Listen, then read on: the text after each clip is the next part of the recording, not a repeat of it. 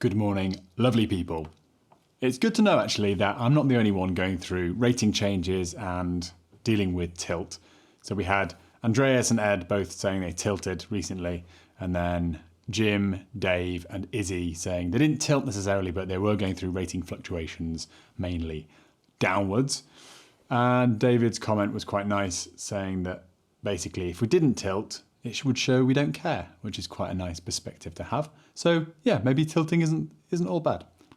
Although it feels horrible in the moment, like it feels like just the pure rage, and then the feeling of like, why am I so angry at this game? It's a game, but we do get like that. Well, some people, a reasonable number of people. So yeah, thanks for the comments. Keep them coming. It's nice to hear about how your chess is going, as well as hearing about how I could improve mine.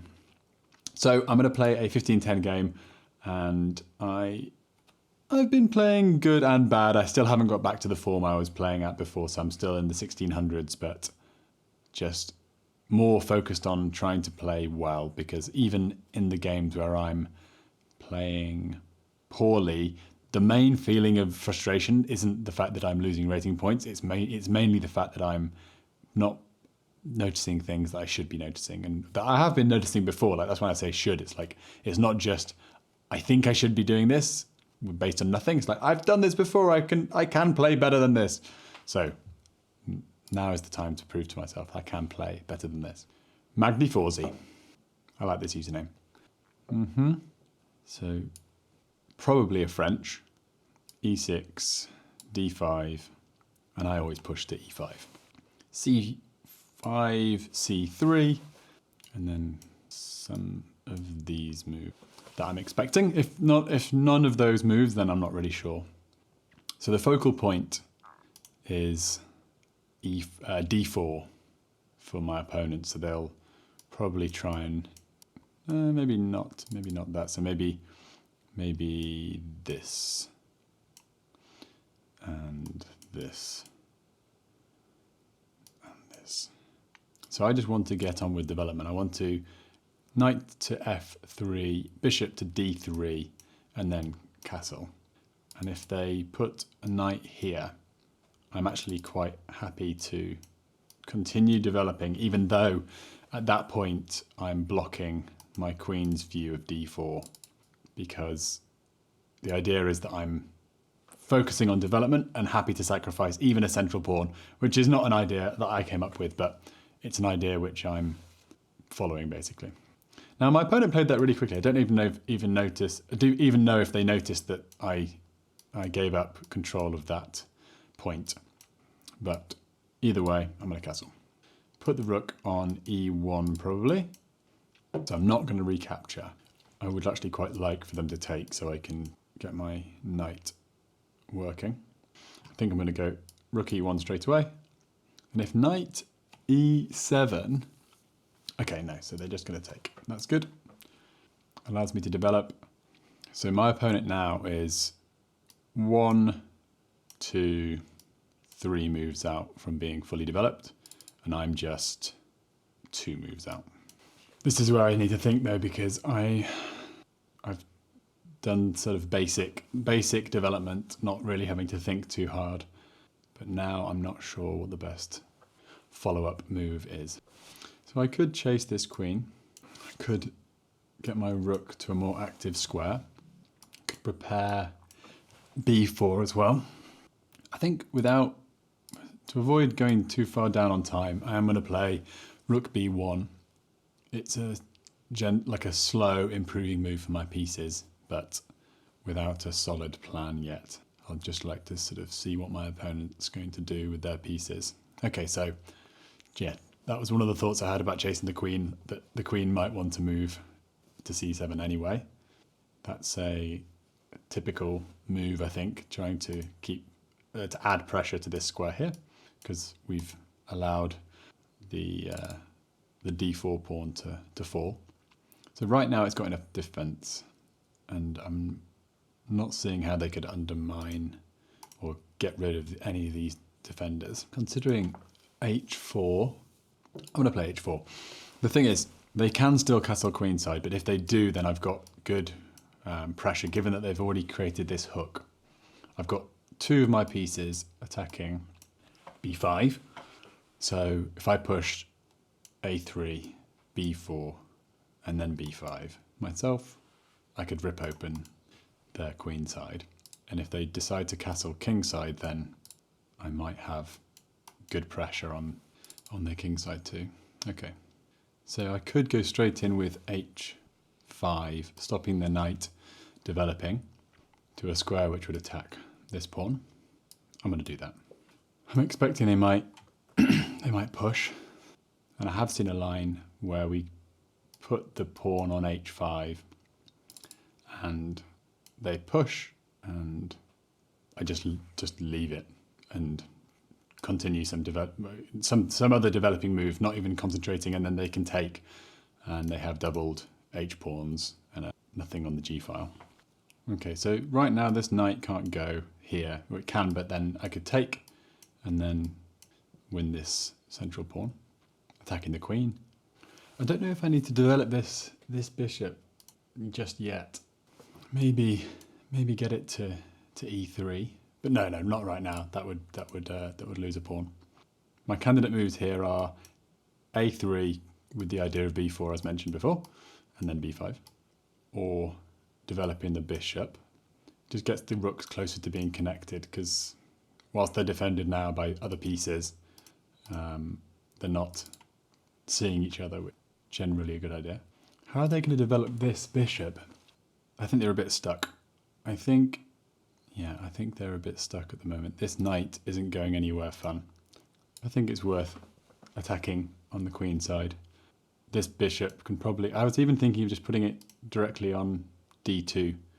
I say directly, like just only moving it one square, just d2, and it keeps it a bit more flexible. It's looking at the queen side as well as the king side.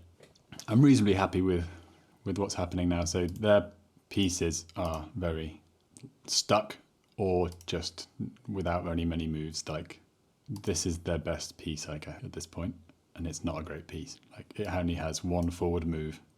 Okay, so they're trying to untangle like this, coming to b6. I don't think there's anything stopping me playing b4. If they play knight b6, I can just push. And I'm basically claiming that the fact that they've yet to castle, and they're 2 moves away from castling either side, now that this knight's here, and their pieces aren't really out and doing stuff, and mine are, generally. Even this bishop has like options. See that bishop still has no squares. Like it's not. I suppose it can come to g5, but they're going to lose a pawn in that case.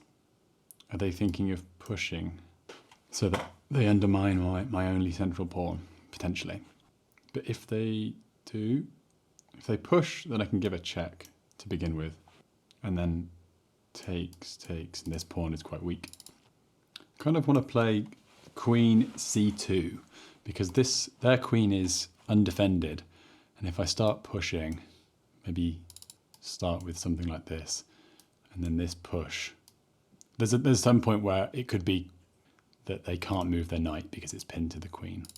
I think I'm still doing a decent job of controlling squares. This is a weak spot now, and it's only controlled by this bishop on d3. So I'd like to push, and when takes, or if takes, then I can take back with the knight, attacking the queen, defending this square, and also threatening the knight jump, but not right now because the bishop will just take, and then I'll lose that pawn. So there's 2 on this, but two defending it at the moment. Just need to watch out for that.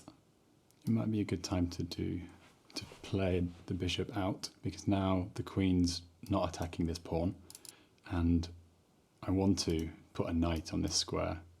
I'd like to induce knight takes, and then I've got a fork at the end.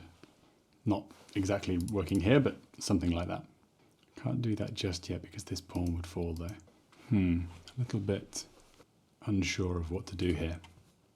Okay, I'm trying to reinforce the a3 pawn. I'm expecting that that's the only move that would attack the rook, and in that case, I'm happy just to bring it over. I think to here. I know that this is available, but I can just take with the pawn at this point. So I just need to make sure that this isn't going to win a rook or win the exchange. Yeah. So the thing is, they've opened up this now, so I can give a check first, which I think I might do, and then move over with the rook. It means they can't castle, and this rook is trapped. I think that's a good move. Actually, that wins a knight. That's good. Wow. Just lucked into that, really. Is there a way my opponent can punish me though? They still have a, yeah, so they might actually win this knight back by just pinning the knight. I didn't think about that. That's an obvious one. Yep. And then I could attack the knight, this knight, and if it comes here, take, no, it doesn't work. I can't attack the knight anyway. This bishop will take my queen. It might be worth me just giving a check first. That might be the best I can do in this situation, just win a central pawn and then guard my rook. I made a bit of a mess of this, or at least I was a little bit too keen to jump in here when I didn't really have enough. Okay, let's reconsider.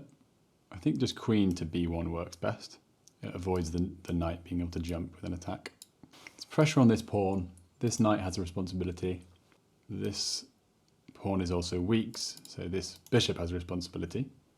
I am very happy with this king and its inability to castle, and it's just, this rook is now completely trapped. Like, how does these pawns don't have good forward moves because the f and g6 squares are controlled.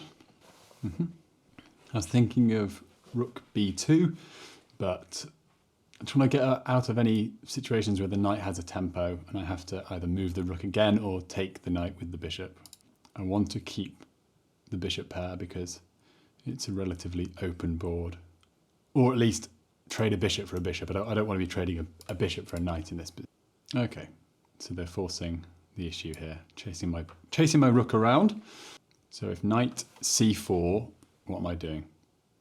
If knight c4, I may have to go rook a2 just to guard this pawn, because otherwise black has two attackers on it.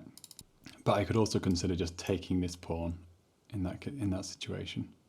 And if they don't do that, I think I'd quite like to play bishop d2, which I mentioned ages ago. That does allow this though. So I am allowing a trade of a knight, bad knight for a good bishop, sadly. But I could choose which. Yeah, they've got an isolated pawn. I don't need to help them out. So I was going to say I could choose which. It doesn't matter now. Irrelevant. I need to focus on. Well, this is a weak pawn. I'm going to take that pawn probably. I've given myself very little time, and now it may be that I'm just going to collapse. So I need to try and avoid that. So things are now very weak. They could take. So let's avoid. If they take this, I want to make sure I've got cover on e4. So this is a good position, and then I think I've just allowed it to get too messy because of being low on time. So if I had more time, I could have kept it tighter and made better use of the fact that they're completely, these two pieces are just not where they should be. I'm not losing, I don't think, but I need to try my hardest to regain the initiative, which I think I had before.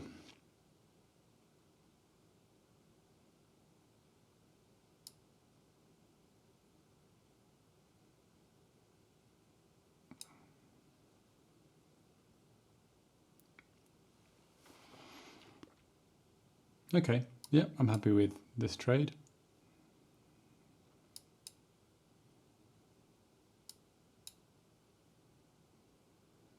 So the fact that they're not castle is going to really show, I think, here. So now they don't have any way to contest this file. So they're trying to avoid me coming in here.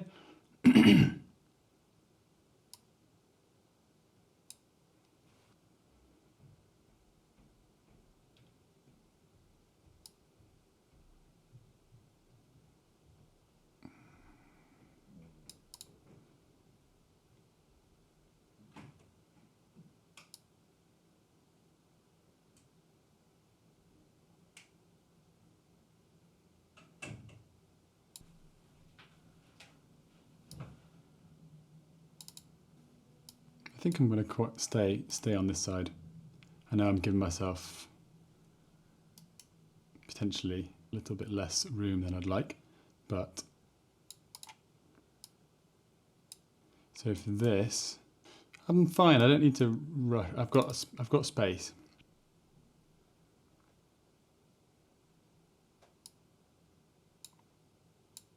So they were just making room for their king. So their pawn is pinned at the moment.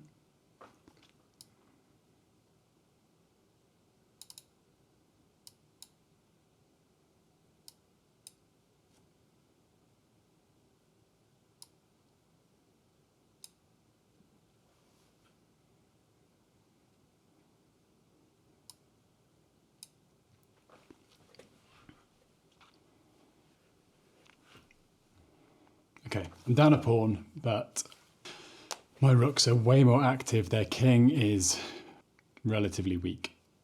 No pawn cover, or very little pawn cover. I mean, they can sort of maybe go here.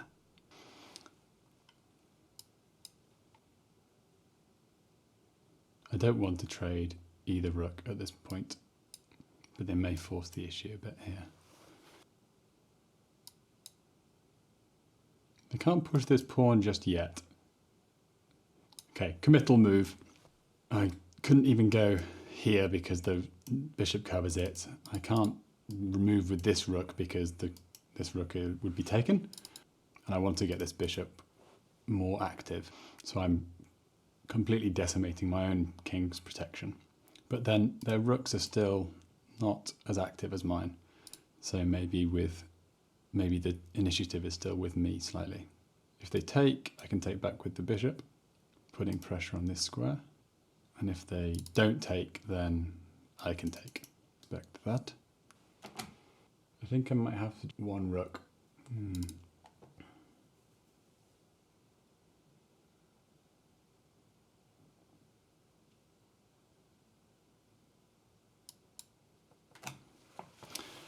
No, I didn't want to do that. I just couldn't think of anything else.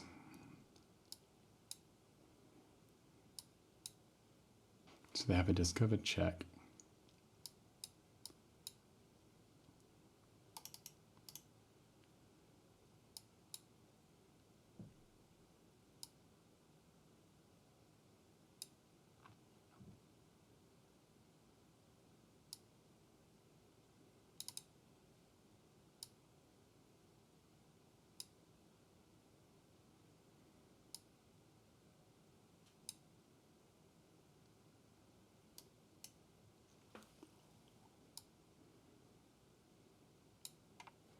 So I'm expecting this at some point because they can push that pawn. I suppose they just can't push it again, or at least they can, but then their king is cut off. So maybe they're just trying to find a way of getting their king uncut off. Wish I could go to d5 in one move.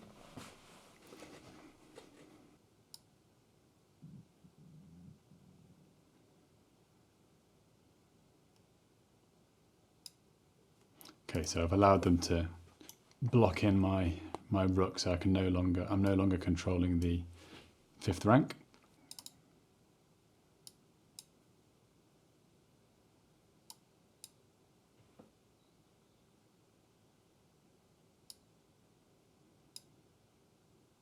That was a bad move. I was thinking of going here to try and control this square, but the rook controls that.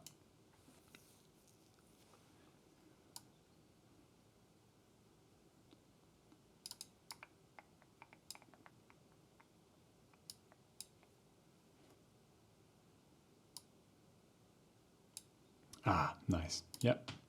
Unfortunate. Good game. Yeah, I felt like I had a good position. All right, I'll look at it without an engine and come back with some analysis. I've got an idea for making this a little bit different. So I've reviewed the game and I haven't turned on the engine at all. So I'm going to go through my mistakes and what I think I could do to improve and the lines that I found without the engine. And then I'm going to turn on the engine in front of you and see how accurate my assessment was, and then if there's anything else that the computer noticed that I didn't notice, which is very, very likely. I won't go through the whole game. I'll just pick these key moments. So here, I was a little bit keen, and as soon as I saw this unprotected knight, I just completely missed this obvious move. And so just here, I thought there could be an alternative. So whilst my rook is attacked, I could shift it over one square, keeping this threat alive. But I think my opponent just has this blocking move. And now my knight's hanging because my bishop's no longer defending it. It can't jump to c7 now because my queen and rook aren't protecting that square anymore. And I can't even push a4 to defend the knight because these two pieces are attacking a4. And that's only defended by this queen. So all of that is to say, I don't think rook c3 is a good move. So I think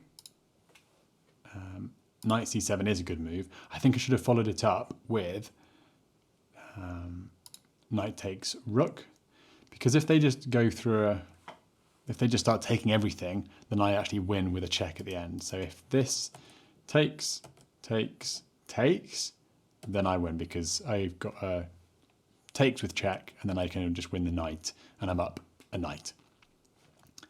If instead, which I think is a better move, if instead they take the knight with their queen, now it's a bit complicated because I can't just take back because they're defending, and it's now equal material. They're still up that pawn, but other than that, equal material. Here I think I can pin, and if they try and keep hold of the knight, I can now play bishop e3 because they can't push, because if they push I can take with the knight, and they are pinned, so they can't just take the knight back with the knight because I'll just take their queen. And if they take with the queen, obviously they just lose their queen, so they're not going to do that either. So I think white is better in this position, but they don't have to push. They could instead go queen a5 to defend. What are they trying to defend here? I think to defend this bishop, that was it. I played a different queen move earlier and then I adjusted it. So it's queen a5, because now if bishop c2, attacking the pin piece, the knight can jump out of the way. And if the queen wasn't on a5, I could just take and win the bishop. So because the queen's on a5, it's relevant. So takes. And I was thinking here, like, maybe the fact that the king is in front of the rook and it can't defend the rook, I could skewer the king to the rook and then win the rook. So I thought, okay, maybe I just take this pawn. I thought they can't take this pawn because I can win. But they just have this final defensive move, queen to e8. And I think it's just, black is probably just slightly better here. Up the pawn, having a bishop rather than a knight. And although they're not castled, I don't think it's that relevant anymore. So I can't like do this, or I think my attack peters out. So I think it's just black is slightly better in this position. And then later on, this was a mistake made. I just was like, oh, look, a free pawn, I was very low on time. And I even saw this move at some point, and I think it was too keen to keep my bishops, or at least just for whatever reason I didn't play it. But I think it was a better move to play bishop here. I mean, obviously in the game I didn't see this move which my opponent did play. So obviously, and now in hindsight now know that's on the board. So let's block that. And if they take, I think it's slightly better for white here because they're still not castled. They still can't castle. This rook is still out of the game, and my queen's now in a good position. So I don't think they would take. So I think it's probably about equal in this position. And They might just sort of try their best to get their king out. I don't know how they would do that. Sorry, get their rook out, getting their king more tucked away. Yeah, maybe just developing their queen slightly. I don't know. But yeah, I think it's about equal, this position. And then later on, I think this queen a2 move basically was the... I was in time trouble. I ended up losing this pawn. And then I never really consolidated. I lost another pawn. Well, I didn't lose another pawn. I traded a... Yeah, I don't think they noticed that I was winning their central pawn. Maybe they were just happy to simplify because they were up a pawn, so they were just trying to simplify. But yeah, I didn't ever really get back in control of the position which I was aiming for. So then I'm just going to skip ahead. Here, I made this f4 move, which was a mistake because they ended up winning that pawn. And the problem is, this bishop is quite the piece. It's controlling some good squares. It's got just, yeah, great view of the board. And these rooks are just trapped, basically. I think the best move here is probably just offering the trade of rooks, because the only other move I can see that gets these rooks out is like rook here, like rook f3, but that doesn't look good.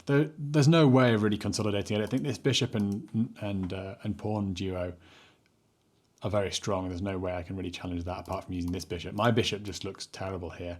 So yeah, probably rook d5, rook takes rook, rook takes rook, and then black is again slightly better because they're up at the pawn and have more active pieces, better positioned bishop at the moment. And yeah, this rook, whilst it looks active, it's like, how is it attacking this king? How is it attacking this pawn? No, it's not really doing any of those things. And then later on, I shouldn't have played rook b5. So in this position, I had control of the fifth rank, and then I just gave it up without noticing that the bishop could do that. And I can't really take because they're just going to win. There's no way for me stopping these two pawns. And then finally, obviously, just in this position, without much hope of holding on anyway, I managed to blunder the skewer on my king. If it carried on, then I just lose the bishop. But yeah, I think let's have a quick look at those ideas in more detail. So here, I called this a mistake. So what's the best move here? Let's turn the engine on. So it's plus 2.6-ish, keeps moving around. Yeah, so it says take. I could take with the rook.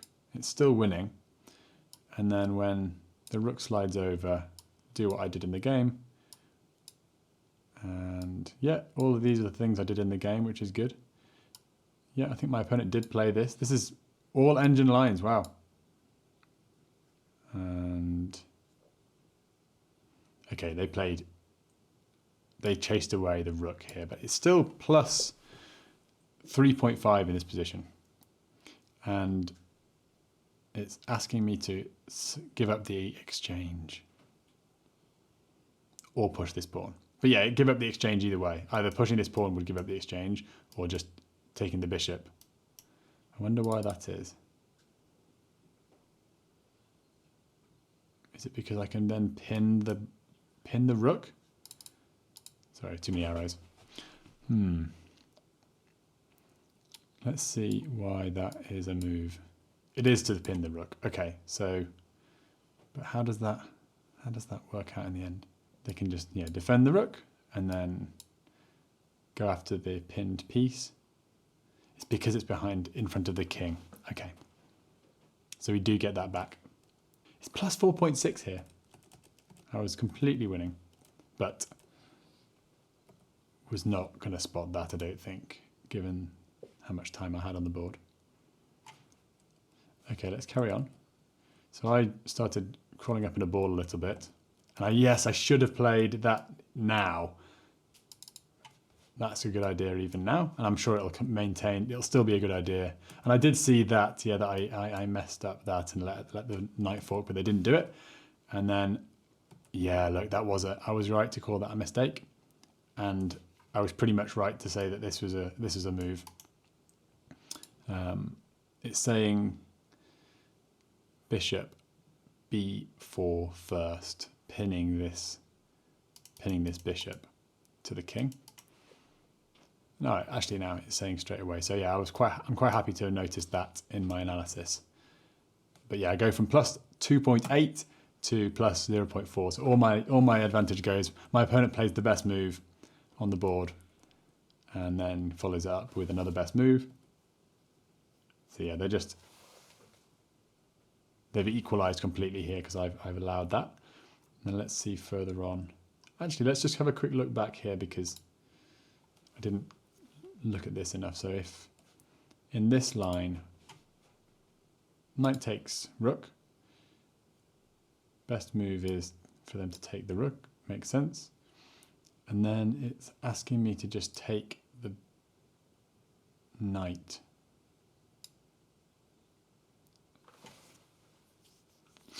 I mean, I was expecting knight takes knight here. But I suppose my knight can't really get out, so they're not rushing to take it. But let's just do what I would expect. So knight takes knight. I win a pawn. Knight comes back out.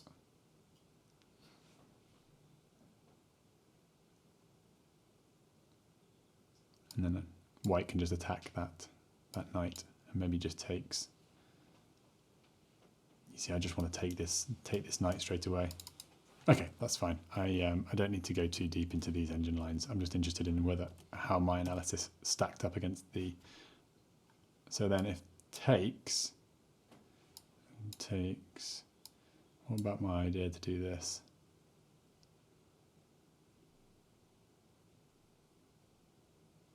Yeah, that's one of the lines. Yeah. Yeah, Queen A5. At least I've accurately assessed these bits. I didn't give a good I did. I suppose I gave a reasonable evaluation. I said white is winning in this line, which white is winning. But let's go back to here. Yeah, plus 2.1. And I thought of attacking that pinned piece. And then this.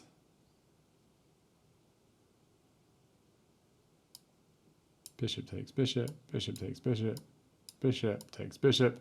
Lots of bishop takes bishops, takes. And then the king wants to come over. So what if bishop does take here? It's plus 3.6. It goes from plus 1.3 to plus 3.6 because this, and I said it was basically black is slightly better here, but actually it's plus 4.3. So white is much better. Ah, very clever. Okay, so attack the bishop. The bishop comes back. Threaten to pin the queen to the king. Bishop blocks. Pin the bishop to the queen, to the king, to the rook. Wow. And then black's just quite tied down. I don't really see how this.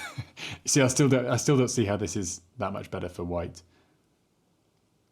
If I was in the game, I just assumed that black can just sort of untangle here quite easily. What's white threatening? Okay. How is this plus 4.8? Is it just because the king is still so trapped? But I would expect the king to be able to just go to h7. This is difficult for me to understand. Why is this so much better? This is plus 5.1 now. So the knight jumps in. The king does what I thought the king should do. Okay, this check is good. This pawn's very useful, I suppose. Blocks, check, blocks. Comes back. Okay, it's just very difficult for, okay, that check was all important, I suppose. But what if they don't just block? What if they just go back?